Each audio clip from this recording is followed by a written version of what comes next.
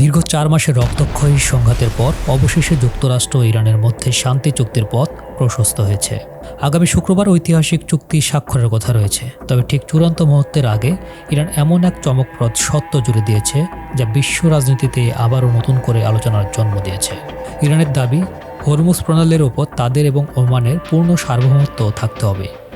পাকিস্তানের প্রধানমন্ত্রী শাহবাজ শরীফের মধ্যস্থতায় যখন আনুষ্ঠানিক ঘোষণার প্রস্তুতি চলছিল, তখনই তেহরানের এই সংশোধনী পুরো দৃশ্যপট বদলে দিয়েছে। চুক্তির মূল খসড়া অনুযায়ী লেবানন সহ বর্তমানে সক্রিয় সকল ফ্রন্টে অবিলম্বে এই স্থায়ীভাবে যুদ্ধবিরতি কার্যকর করতে হবে। এছাড়াও যুক্তরাষ্ট্রকে দৃঢ় প্রতিশ্রুতি দিতে হবে যে তারা আর কখনো ইরানের অভ্যন্তরীণ বিষয়ে হস্তক্ষেপ করবে না। চুক্তির পরবর্তী ৩০ দিনের মধ্যে ইরানের উপর আরোপিত মার্কিন অবরোধ সম্পূর্ণ প্রত্যাহার করতে হবে।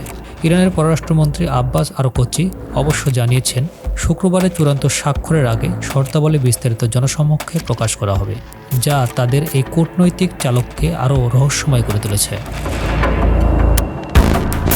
অর্থনৈতিক কৌশলগত দিক থেকে চুক্তিটি ইরানের জন্য এক বড় বিজয়।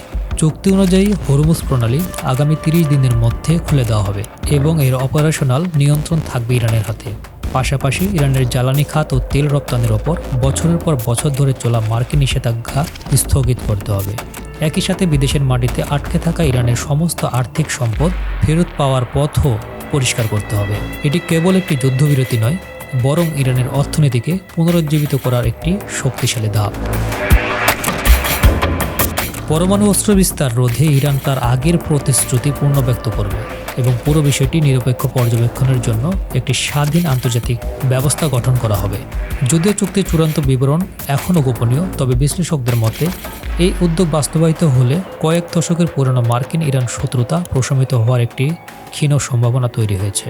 এখন দেখার বিষয়, ওয়াশিংটন ও তেহরানের এই অগ্নিঝরা শর্তগুলো মেনে নেয় কিনা, নাকি ভূ রাজনীতির এই খেলায় নতুন কোনো মোড় অপেক্ষা করছে।